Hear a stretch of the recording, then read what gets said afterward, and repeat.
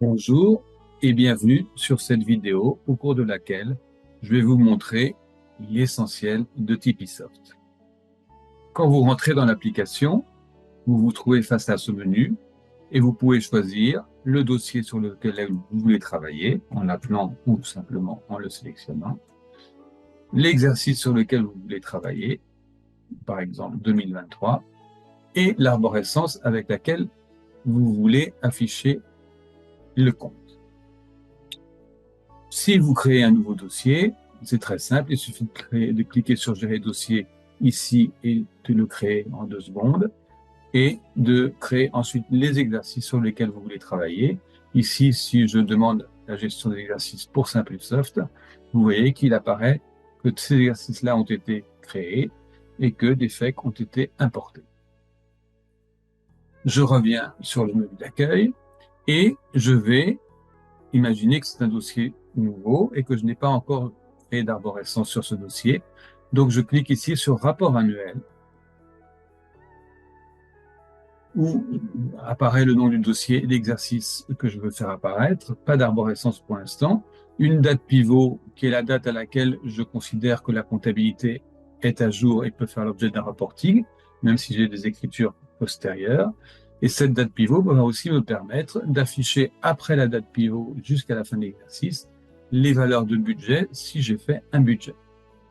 Pour l'instant, je vais choisir l'arborescence avec laquelle je veux afficher ma comptabilité. Je clique sur ce bouton, je fais éditer arborescence affectation. Je peux choisir soit des arborescences, soit cabinet, soit des arborescences Tipeesoft.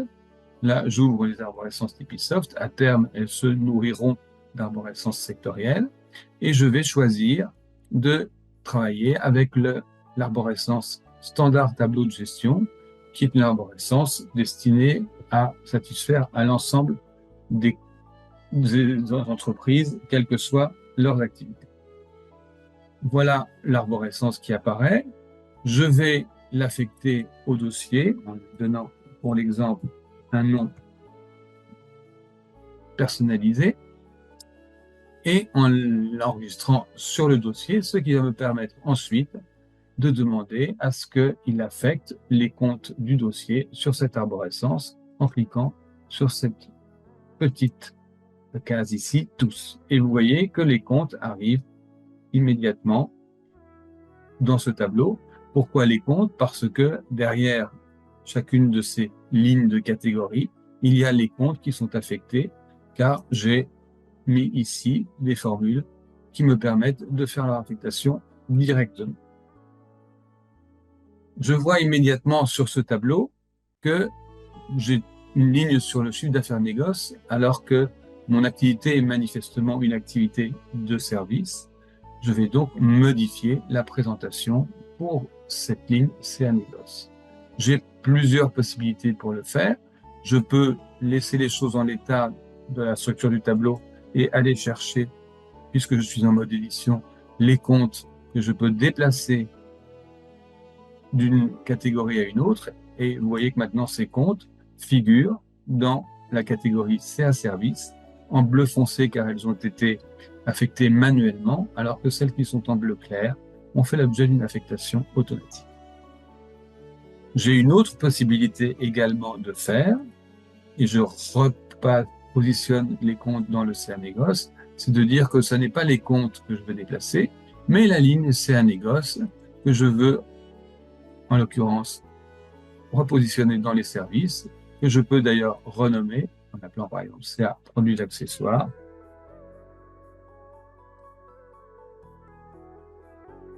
Voilà.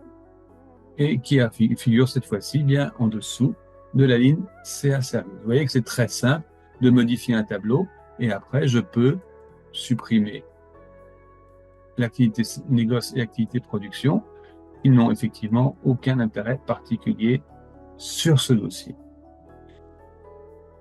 Vous voyez ici des lignes en vert. Ce sont des lignes qui correspondent à des formules. Je vais vous montrer rapidement comment fonctionne cette notion de formule.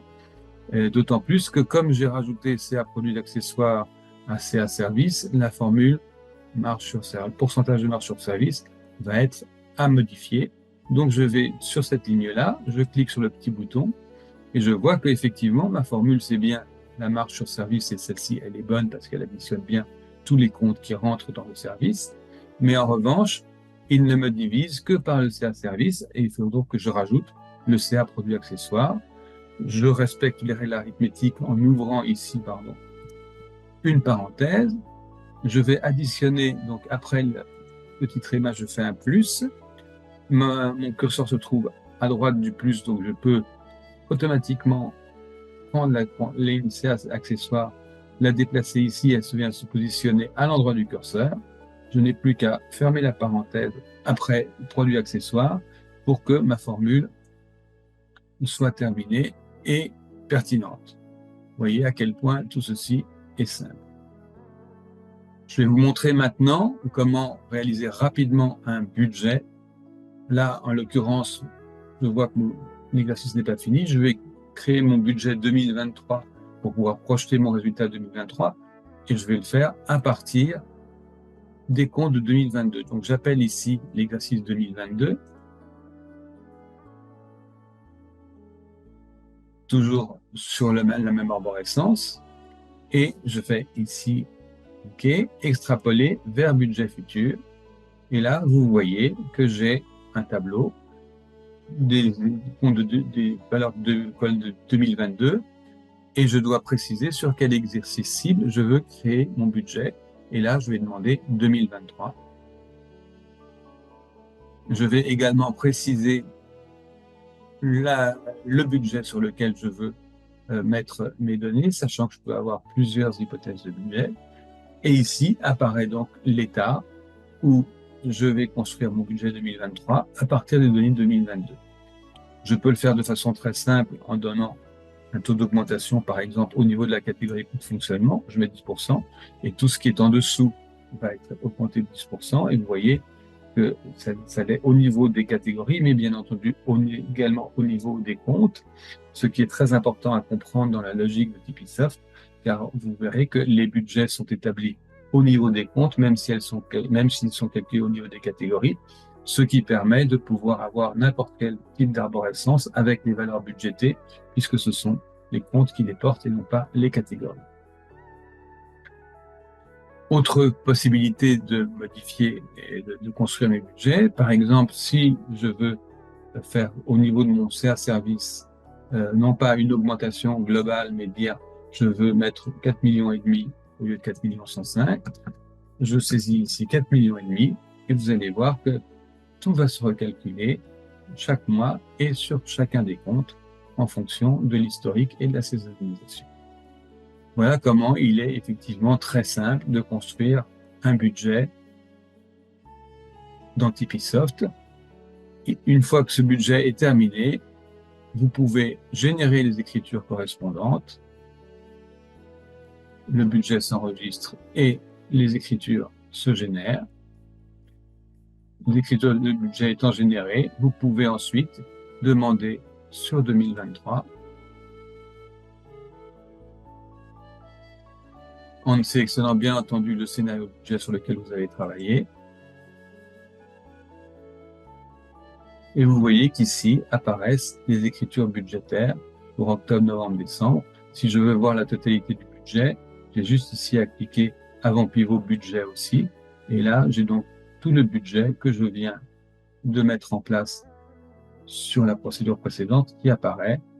Je remets ici réel et vous voyez que j'ai ma projection de l'exercice avec les valeurs de budget que j'ai construit pour octobre, novembre, décembre.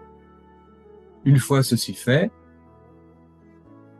le fait de pouvoir travailler sur un budget me permet de le comparer au réel. Par exemple, ici je vais revenir sur laquelle parce que c'est plus explicite, demander des rapports comparatifs, et là, budget réel, je génère les tableaux sources, et il me propose un comparatif annuel budget réel que bien entendu je peux ouvrir avec le détail que vous voyez ici sur les comptes. Je peux aussi demander que ce comparatif soit fait au niveau mensuel en faisant le focus par exemple sur le mois de septembre qui est le mois au cours desquelles ma comptabilité est à jour. Je fais ici mettre à jour et j'ai un état qui me reprend l'écart sur le budget du mois de septembre, l'écart sur le budget à fin septembre et la projection, l'écart entre budget réel, ma projection réalisée à septembre, budget après et mon budget annuel.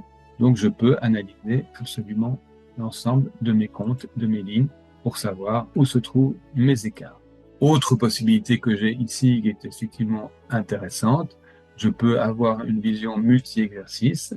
Là, je ne vais pas mettre 2024, mais quand je demande cette vision-là, vous allez voir que je vais, comme j'ai introduit les historiques, et je vais le faire au niveau de l'exercice,